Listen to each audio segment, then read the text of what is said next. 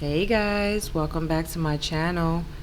Thank you guys so much for the support in the last video that you guys showed.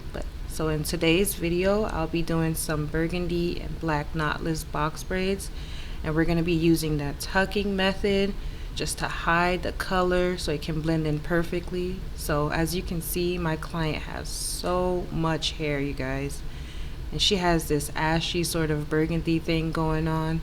I love it. So stay tuned guys so you can see how this turns out.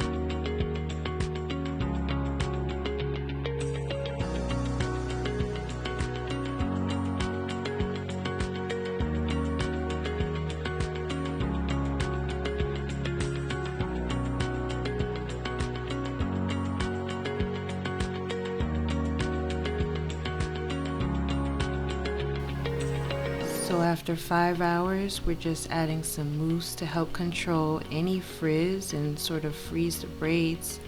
Then at the end, to give it like a nice curly look, we added some rods, then dipped it in some hot water, and needless to say guys, we had a happy client.